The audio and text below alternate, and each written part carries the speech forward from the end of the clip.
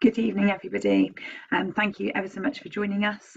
And really, the purpose of this evening is just to be able to give an update on where we are in terms of returning to school, but also there's an awful lot at the moment in the media about local lockdowns, national lockdowns, school lockdowns, bubble lockdowns.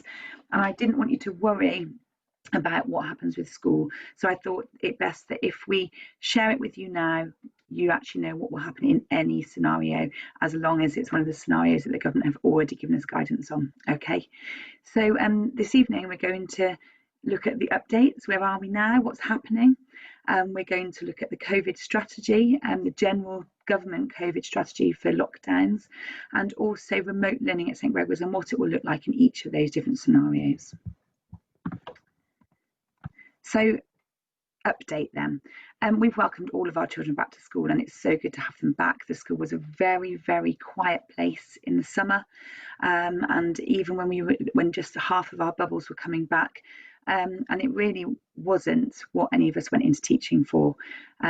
So everybody's back now. We genuinely thought that it would feel like normal. If I'm honest with you, I think for the children it feels quite normal, but for the staff it really doesn't feel normal at all. It's very hard work.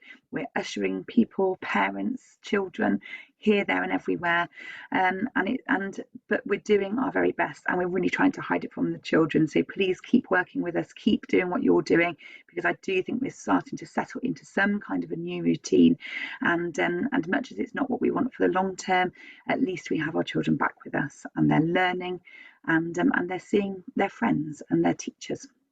So it's great. Thank you for working with us. Our daily attendance at the moment is around about 94.5%. Just to give some comparison, this time last year was 97.6%. So actually, despite all of the testing fiasco and things like that, those people who were going off and having to stay off for perhaps longer than they would usually, just because they have to go for tests and then we need negative tests back, actually it's not hitting our attendance as much as you may feel it is. Okay, so well done, and well done for following all of the rules, even though it's really hard sometimes because you just feel like it's really impacting your child's education. The county level at the moment is 90.5%, so we're doing incredibly well, even compared to the county, and the national figure for attendance this September so far is 81%. So actually we are doing really well at St Gregor's, and I simply have you lot to thank for that. So well done and thank you. Keep it going. We have had numerous tests in our school for staff families and for children. Probably about 35 tests have been taken for people very closely to do with our school community up to this point. I need to tell you that every one of those has come back negative, and we track them really, really carefully. In our classrooms at the moment, I do think that the children think that most things are normal, actually, because they spend most of their time in their classrooms or with their teacher learning outside, and actually because they're within their bubble, we can have really close contact with them, and it does feel pretty much the same. What we're finding is that the children are lacking the concentration that they had before lockdown, and some of that is because of screen time. Some of that is because actually they have had 1-to-1 or 1-to-2 attention at home, and of course now they're 1-to-30, which is tricky for children. It's a big jump to make, but actually that's our issue. We knew that there were going to be fallouts from this, and we're working on their concentration really hard, but also we've decided to change around some of our curriculum time and our timetabling to allow for much shorter bursts, and we're putting additional staff in wherever we possibly can without popping bubbles. And actually we've already seen a big difference in the past couple of weeks, and we'll keep working on that. So if you could keep working on that together with us at home, to be able to help to play games with them, and also to leave them doing a task and walk away and say, no, keep going, and I'll come back to you in 7 minutes, in 8 minutes, because that's what we would expect in school. So if you could help with that, that would be great. Thank you ever so. The logistics of the school site is an absolute nightmare. We've basically got one way in and one way out, or two ways in and two ways out, you could say. We have to have a one-way system. I know that lots of people are quite liking the one-way system, but it's also quite testing for some people, so I'm really sorry for that, but we're just working within the constraints of time and the school site. last week you probably recognised I wasn't all that happy, and I did, unfortunately some of you did get the sharp end of my tongue if you weren't following the one-way system, or you were making additional comments on different things, because it has been incredibly hard. But thank you for your help, because I've also had some brilliant ideas as well from the parents. So what we're finding now is that when everybody does what they're meant to do on time, and I do know that there's going to be some times when things just don't go well in the mornings, and I totally get that. So we'll work with you, we're all human. But actually, when the majority of people do what they're meant to do on time, including the teachers and the teaching partners, and they get the children to the right place at the right time and into lunch, because everything is kind of military precision now, so that we don't have to have lunch breaks that are 2.5 or 3 hours long, so that we don't have to have drop-offs in the morning that are 2 hours long to give time for everybody to clear the site before the next bubble. So that's the reason why we've made the decisions we have, is to try and make it give the children as much learning time in the school day as possible, so that we don't shorten our school days. But it's also to give you an easier ride really at home, so that you don't have to come in and then come back with another sibling perhaps 40 minutes later to do a drop off, which is what they're having to do in some schools because of their site logistics. So thanks for working with us. We're trying to do the very best we can with everybody and having everybody's interests at heart. And really, let's just keep going. It may well be we have to alter things slightly, but we are starting to settle into some kind of a routine. So thank you. So now we need to start thinking about preparing for possible lockdowns. I know that's the last thing that every one of us wants to hear, myself included, because lockdown, some people had a wonderful time in lockdown, but for some people, for a vast amount of people, it was an absolute nightmare trying to juggle everything we have to do with all of the emotions involved in that too. So if we can just this evening take one little bit out of that, one little worry, because you know exactly what will happen, then that would be really good. And that's really the whole aim for the next part. So today our purpose is just to take the panic out of any lockdowns or any emails that you might get, and also anything that you might hear in the media about, we might do this, we might do that. I don't know what, I haven't really had a chance yet to have a look and see what's come out in the media today, but there seems to be things coming out every hour at the moment. So if we can say what's going to happen at school, then that's one thing that we're all in control of, because actually we're not really in control of a lot of other things happening at the minute. Okay. So we know that if the level of COVID-19 increases dramatically in our area, the government will intervene in an attempt to slow down the reinfection rates, so that we take the pressure off the NHS and we stop deaths within this area. So at the moment, although it feels like there's lots of government intervention, actually there's no additional government intervention in our area at the moment. So that's just like now, September 2020, okay. Then as a school, we know that we would go to 4 different levels of intervention if there was a local lockdown or a national lockdown, okay. Tier 1, the nice thing about a primary school is that for 3 of these tiers, absolutely nothing happens, because actually the agreement at central government level has been that the very last thing to close will be primary schools, which is great news for us, okay?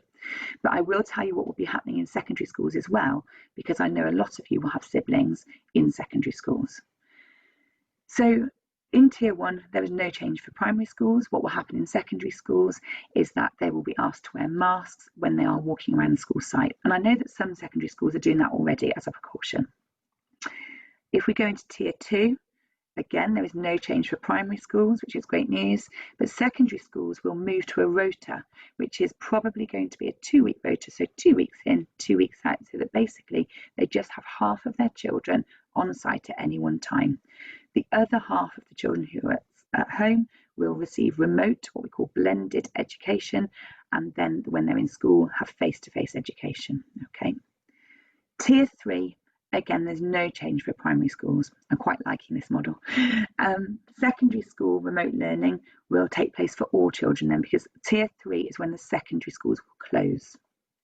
And Tier 4 is where we then need to start thinking about our other remote learning offers. So in Tier 4, the primary schools will close to all pupils. Secondary schools are already closed at this point, and all learning will take place remotely. But all schools, secondary and primary, will open to children of critical workers. Now, we need to really look at that word.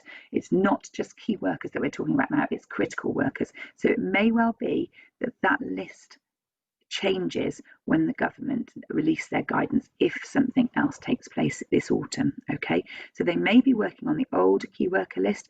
I know that that puts schools under an intense amount of pressure, and actually where we found that there were some key workers that were really, really important to the continuation of this country at the start of lockdown, that wasn't necessarily the case as lockdown continued. So it may well be that they're going to release a new list of critical workers, although I haven't been told that they are. Okay, so we're using the term critical workers. So those people who were on the old key worker list have already received an email asking for their rotas in the event of a lockdown, so that we know exactly which children we would have on site each day. There are also some vulnerable children that we have already contacted, and we've already explained to their parents that they need to be in school every day. Okay, so those people who will be in school in the event of a lockdown have already been contacted. So what else then could happen at each tier of intervention? Because you could well be sitting there thinking, well, that's okay then, we're not really doing remote learning until tier 4. But actually, we also know that there's already been children missing school because they've had to go for testing. And in some cases, those children have had to miss school for 4 days. That's not good enough that they are sitting at home. Some of them quite well, actually, but because they've had a test, they have to sit at home. There's also times, for example, through test and trace, because we now have that, and that's a statutory part of society now, that through test and trace, you and your family may be asked to isolate for 14 days. So in those cases, we would need to see that test and trace contact so that we know why you are away from school, and then we would also ask that you follow our remote learning in those cases. So we're going to go through 2 different scenarios. So that's our tiers that we've just been talking about. And at the top there now, you can see that if your child is showing COVID-19 symptoms, or you have been asked to isolate through the track and trace system, that could happen in any one of those tiers, including happening now. It's already happening. So in those places, we would have scenario 1 of our remote learning, which I'll talk you through in a minute. Of course, we also know that if we have a positive test in one of our bubbles, a little bit like has happened at other schools in Cheltenham already, we would then, because we've got our own track and trace, we know exactly who's in those bubbles, the bubble would have to lock down on guidance from Public Health England. And there we would be going to remote learning scenario 2. Incidentally, that is also the scenario we would use if we have a whole school, a local or a national lockdown. Okay, so you're going to know everything about all of those different scenarios by the end of this next 15 minutes. So let's talk first of all about remote learning generally. So remote learning or distance learning refers to learning that takes place at home or away from the classroom environment, because we all know that actually we don't need to be sat at a desk for learning to take place. Sometimes it's good to get out in the garden, to go to the park and do something, and a change of scene could really do everybody wonders. Following the most recent national lockdown in the summer, we've been asked as a school to prepare a remote learning offer that covers different scenarios should we need to close the school again. And this offer covers how we will support you and your child should we have to engage in remote learning, and also what our expectations are of you, so that actually you can start preparing things. You can also let work know what will happen. We have, following lockdown, we really unpicked what we did. We looked at what we liked. We got feedback from quite a number of parents that we sent some random surveys out to, and we really looked at the things we need to keep and the things that we need to improve upon, and also the things that we don't need to do next time.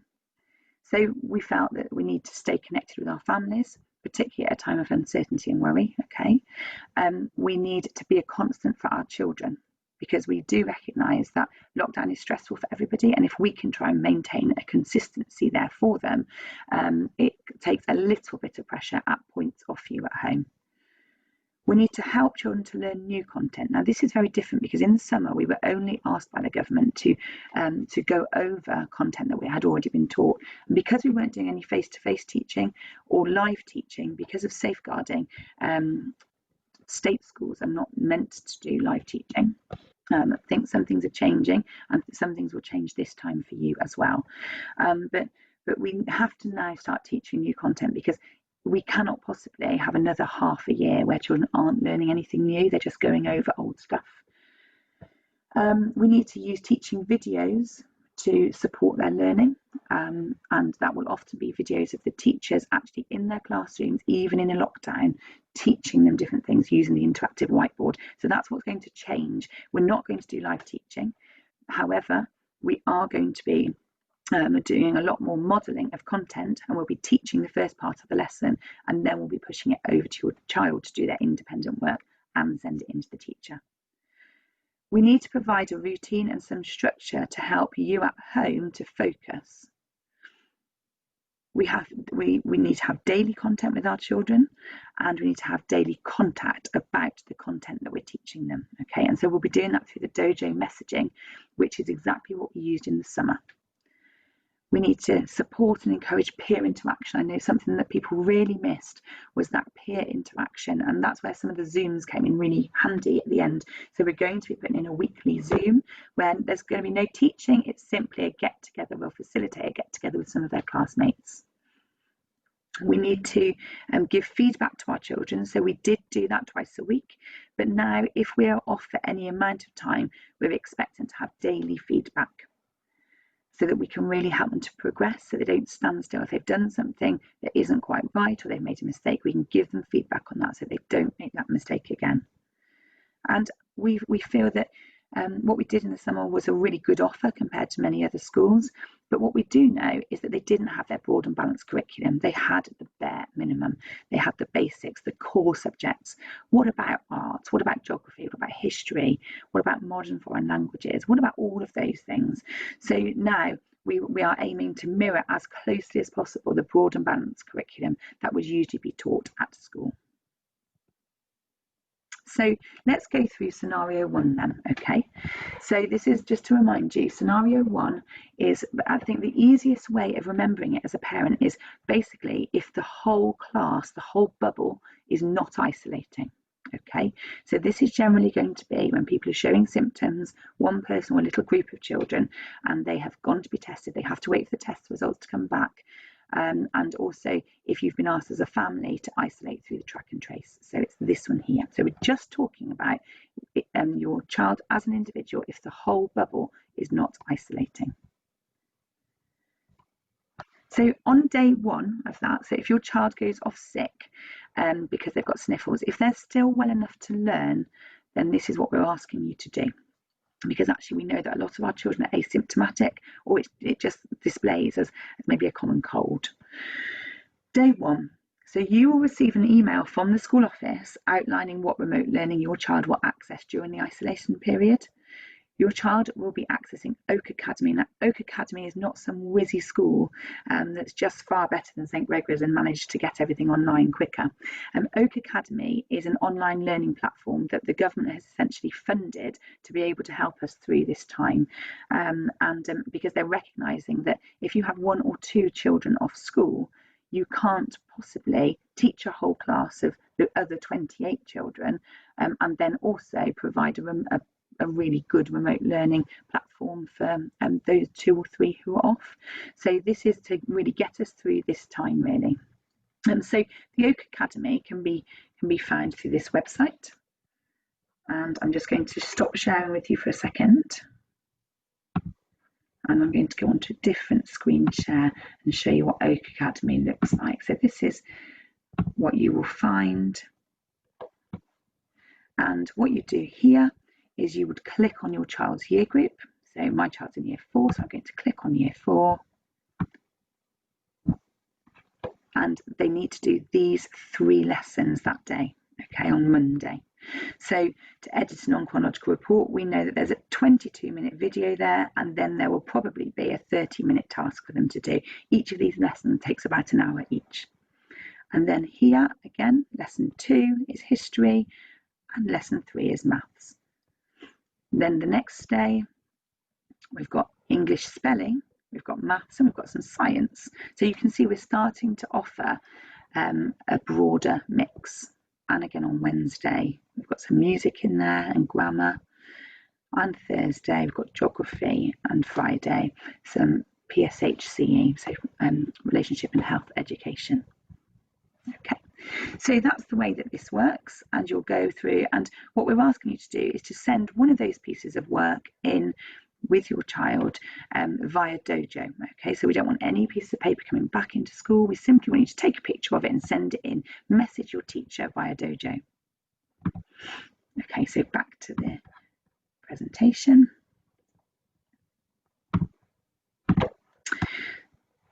So that's Oak National Academy. So on day 1, that's what you'll be accessing. And then from day 2 onwards, because we know that you're likely to be away from school for at least 10 days, but possibly 14 days, the expectations that we have of our parents is that you check into Oak Academy every day from 9 o'clock in the morning, so usual school hours. Use the schedule, which is exactly what you've just seen, for your child's year group on Oak Academy, which is on that website. We'll send you all of the links on that first initial email that you get. And then you're going to support your child by following the tips and tricks, which we'll go through later.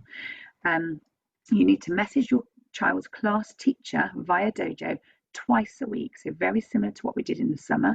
The reason for this is because the teacher is currently teaching the rest of the class, so they're not going to have much time to continually look at their device, but twice a week, because we want to keep in contact with you. We also recognise that perhaps your child's not feeling very well at this point, so actually that takes a little bit of pressure off you. And we also like you on those messages to let us know how your child is in terms of their well-being. Are they managing okay? Are they quite enjoying it? Are they really missing people? And what is it that they need?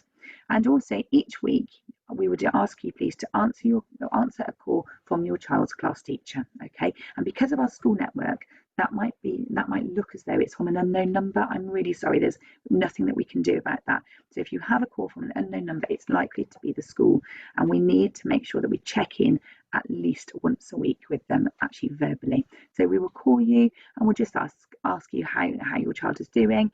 It's not anything to worry about at all. It's simply a well-being check to make sure you're all okay and that you don't need anything. We might even just say, can we have a quick chat with the child just to check in on them too? That's all. Okay, it's really nothing to be scared about. So that's scenario 1. And so basically you're going to be using Oak Academy for that. And this is what it looked like. That's exactly what we've just seen on the internet. Okay, now we go into scenario 2, which is what the government seem to be talking lots about at the moment. But also this is also in case we have a bubble lockdown, if somebody comes back with a positive test, for example. So the easiest way of getting your head around this scenario is scenario 2 is basically where the whole class or the whole school is isolating, not able to come into school for any particular reason. And it's also in the case of a local or national lockdown, because of course in that sense as well, your child will not be at school, but neither will their whole class. So this then frees the teacher up to not be teaching anybody in school, and everything will move remotely. So this is what we're talking about now. So on day 1 of that bubble lockdown or national lockdown, what will happen is, again, you will receive an email. It's a different email this time, outlining what remote learning your child needs to access during the isolation period. So on day 1, you're going to do exactly what I've just shown you. You are going to access Oak Academy with your child, because basically what this does is it gives the teachers a day ahead of you to be able to get into school and record their lessons for the rest of the week. Following this, from day 2 onwards, however long this goes on for, your child will be set daily remote learning tasks via Class Dojo. So I would ask you this evening or tomorrow, please, to make sure that you get onto Class Dojo. Make sure you've got it as a notification on your phone or on your device, and that you've got notifications coming up. And just perhaps send a quick message to your child's teacher. Just checking that this is working, okay? Because then you know that you're all set up, ready, and it takes the panic out of it. This learning, as I said before, is going to include a range of subjects, It will include teaching videos, it will include activities, internet links and games to explore, and these will all link through to learning that would generally have taken place in the class. Now we all know that it won't be like for like, but it will be as like for like as we can make it, because we recognize that you won't have paints and clay and things like that at home ordinarily. So we will do what we can with the expectation on you that you have the bare basics at home. Because there are some lessons that just can't translate into remote learning. So we're going to swap some of our curriculum around to make it as easy for you as possible at home. So the expectations that we would have of you is that you would check into Class Dojo from 9 o'clock each day, that you would complete learning tasks at a time to suit you. So we're not going to give you a timetable this time. We're going to give you a loose timetable of what needs to be completed that day. But we do recognise that because of work commitments and things like that, sometimes things can't happen until perhaps 2 o'clock in the afternoon, and then you might be learning with your child until perhaps 6 o'clock. But we want you to be able to feature things around your own commitments at home. We ask you to support your child by following the tips and tricks, which again I'll go through in a minute. Message your child's teacher every day. That's a big difference, okay? Not twice a week, but every day. And we'd like you to send in one piece of the work that they've done that day, okay? If you were to send in every piece of work, then we won't be able to give really in-depth feedback. But if you could send in one piece of work, then we'll give really detailed feedback on how that can get better the next day. Now, in the summer, we were simply acknowledging that you'd sent something to be able to keep the contact there, but because now we're taking the pressure off the teachers, taking them totally out of the classroom, clearly they'll have their own family things to run as well, but that's something that they'll have to learn to manage. What we're asking you to do is to do this once a day, and then we can give some feedback, because we've kind of freed up a little bit of time to be able to do that. Also, let us know how your child is, okay, a bit of a well-being check-in. And then once a week, it will be either on a Thursday or a Friday to tie the week up and to let everybody know what they've done really well that week. We're going to ask you to attend a Zoom meetup with another group of children. So we've split the class into 3 groups because it's very unmanageable to have 30 children on Zoom at once, and it will literally be a 10-minute catch-up, and they'll do something like a quiz, or they'll just have a chat about something, and we'll pose a question, and the teacher won't be leading that. The teacher will facilitate the conversation and then sort of leave them to it so that they can just have a little bit of catch-up. If you have any technical issues with any of the above, I ask you please to email the home learning email, and that will be picked up straight away. So we've talked about helpful tips and tricks. Here we go. None of this is rocket science, okay, but please ask if you need some help with any of it. So these are the things that parents told us work when on their better days of being teachers. This is what happened in their home school.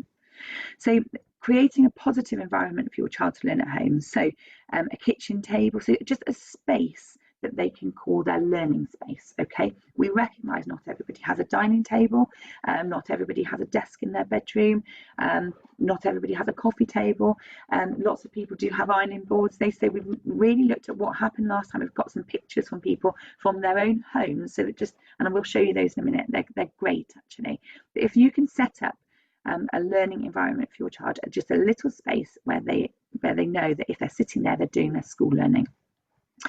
Try distinguishing between weekdays and weekends so that you separate out home life and school life as well. So even though they're at home, your role with them will suddenly change from a parent to a teacher. That's really, really tricky for the children, and it really can impact your relationship somewhat. We do recognise that. I recognise that with my own children. So please, can you make sure they know what day of the week it is, and make weekends very different to weekdays. And also it helps us as well as adults, because I don't know about you, but every day seems to roll into the next. And then designate this working space, which we've talked about before. But then at the end of the day, they move away from that learning space, and then there's a very clear cut-off, and it shows that school time for that day is over, and you kind of turn back into parent again, which is really important. Try and stick to some kind of a routine. Make a routine up as a family, sit down, discuss it, and stick to that routine, okay? Because this is exactly what your child is used to at school, And although this can sometimes seem quite regimental and rigid, actually it makes them feel safe. It makes them feel psychologically safe because they know what to expect. For example, it might well be that you eat breakfast at the same time as you would usually at school, but then they get dressed before they start the school day. So there's certain expectations which follow to make them feel that this learning is as important as if they were at school. Stick a timetable up on the wall or on the fridge or something so everybody knows exactly what they should be doing when. Tick the activities off as you go through the day because there's some kind of sense of achievement there. Where lockdown is very tricky, we've learned this now. Actually, what it does is it allows for us to see our route through the day. It also allows us to have some kind of feeling of accomplishment when nobody else really sees that accomplishment because we're locked in our own homes.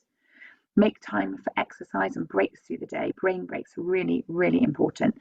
At school, what we would do is after 40 minutes of sitting down with some of the older children, even from year 3 upwards, after 40 minutes, we would take them outside and do some star jumps, some little press-ups on the wall, just to get all of their muscles working. We call that a sensory brain break. And with our younger children, we do that even more often. So get outside as much as you can, get fresh air, but also get them to be active. Okay, even just right, quick, 10 seconds, 10 star jumps, go, is a really good way of just jizzing them back up, ready for their next lot of learning. Set a visual timetable so that they know how long the task will last and how long they need to work independently for. It's much more likely that your child will put 100% effort in if they know they've got to put 100% in for 20 minutes of independent work, rather than you're going to keep going until you've finished and I'm happy with it. Okay, so put some kind of limit on it so that the child knows that actually that's what you're expecting of them. Or have measurable time limits. Okay, so for example, if a child is really struggling and says, "Oh, I really don't want to do that, I hate writing," well, actually say, right, all I want you to do is just write down to there, write 5 lines, but it needs to be 5 really good lines. Or perhaps with reading, read 2 of those pages, then I'm going to ask you some questions on it, so it's very manageable for them. Have a water bottle close by. That's exactly what happens in class, really important, so that they can freely access fresh water. Have regular snack breaks, be as healthy as you can be. A lot of research has been shown that if you have crunchy things, and so not necessarily crisps all the time, but maybe carrot sticks and little baby sweet corn, but things that they have to crunch through, children, they get all of these muscles here working, and actually it's really good for them. It's kind of like another sensory brain break for them.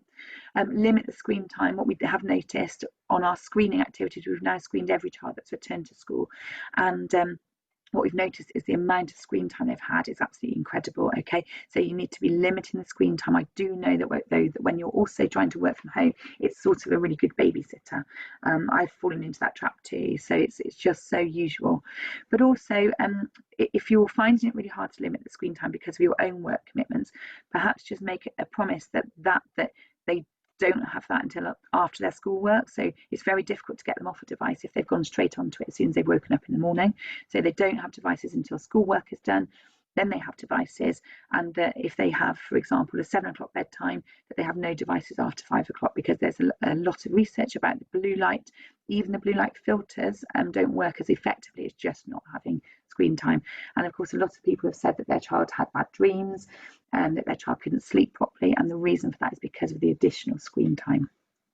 Make sure you praise and support the efforts put in by your child. You have to keep that relationship really close, because actually you are mum, dad, grandparent, but also you are suddenly morphing into teacher as well. And whilst we really respect your efforts, actually your most important role there is their primary carer. So please keep it really positive with them, even when they're driving you mad. My children too. If you've got more than one child, we'd recognise that there's a huge issue with devices. So perhaps think about the timetable of the day so that you have one child who does their learning in the morning and the other child does their learning in the afternoon. And if you need to plant the other child who's already finished their learning in front of the television for a couple of hours while the other child can have the device, then so be it. Okay, that has to happen. That's a way that you will be able to manage in your house. It's not ideal, but I certainly had to do it in lockdown because otherwise I wouldn't have got any work done. So so do be forgiving of yourself, because this is not a situation that any of us particularly wants to find ourselves in. You're free to choose the order in which you complete the tasks, for the very reason that it's really hard at home trying to juggle everything. Can I ask at this point, please, that if you have difficulty in accessing a device or the internet, I need you to contact the school immediately, as in straight away now, going through to that home learning account, because we need to flag up who doesn't have the access so that we can sort that out in the event of a lockdown. I believe that everybody has internet access because everybody is paperless. And we ask people that when they join the school. So that's my firm belief. But if you know of anybody who doesn't, please can you let them know that they have to let us know straight away. Okay, now the fun bit. So these are just 4 pictures from homes who have got their home learning set up. Okay, you can see there's a real difference. One of them is a desk in a child's bedroom. It's got lots and lots of things on it, but that's fine. They've still got a little space there to work, and it's very much their space. We've got an ironing board there, because I know that a lot of homes don't have spare space to work at, especially when you've also got parents trying to work from home too. Then we've got a breakfast bar there and a dining room table, more traditional dining room table. So lots of different scenarios there. Anything like this. Also, you could have a coffee table, for example. I love the ironing board one because I just think actually there's not a lot of ironing that needs to be done during lockdown. So get the ironing board out, and that could be one of their desks, and the children will probably really like that. And that's really been used for one of our children in our school, perhaps more than one children during the last lockdown, and it's worked.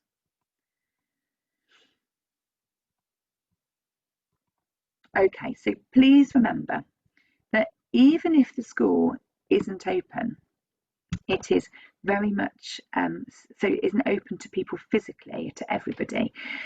The support that we provide is still open to everyone. So every day of the week during lockdown, we will have at least 16 staff on the school site, because they'll be providing childcare for critical workers and vulnerable children. But also we have a team that don't stop working just because everybody's not at school. In fact, I would think that if I asked any of them, they would agree that they worked harder during lockdown than they've ever worked before, even though they weren't face to face with their children. And it's because, you know, we will do doorstep visits. We'll come and check in on people. We still do counselling with children face to face, and with parents as well. We drop off food parcels. We make sure people have got their vouchers. We make sure that actually people are well generally. Do they need a test kit dropping around to them? There's so many things that that we morph into as a school and as a school staff. So the support that we provide is still there, even if you're not coming to school every day. Please remember that you are not on your own. Just reach out to us. Pastoral support from the Child and Family Action Work team continues. EAL support for those children who don't speak English as their first language, that continues. Home learning support from your teacher, as we've just talked about.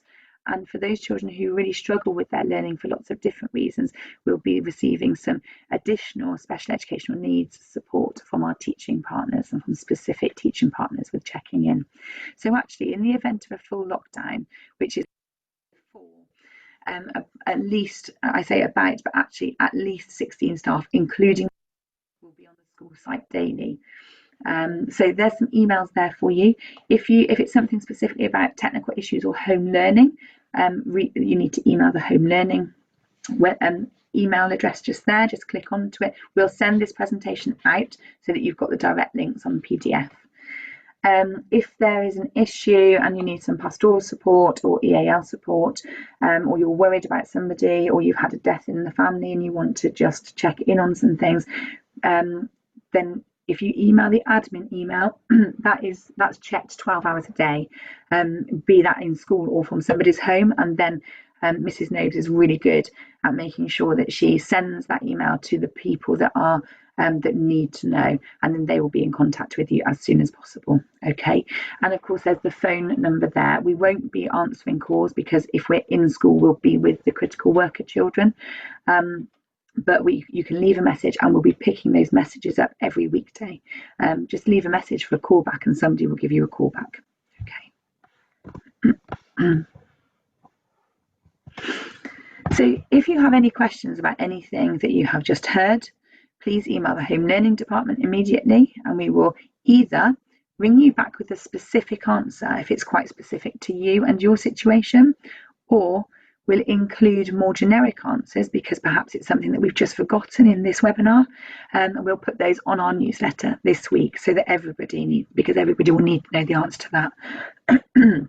So thank you for your time so far this evening.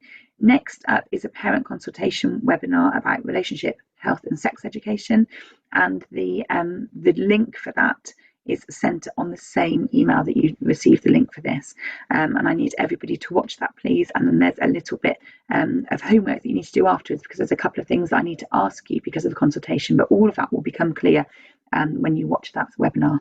Thank you, everybody. You've been wonderful. It's great to have you all back, and let's hope that we remain back together for as long as possible. To do that, we just all need to follow the rules that we have in place, and the government rules, but also the school rules, so that we don't pop bubbles, so that we are off if we're ill and we're getting tested and not coming back till we've got a negative test result, and that we limit the number of places we're going to, so that we are limiting the amount of opportunity to be tracked and traced because of a positive test result of somebody that we probably don't even know.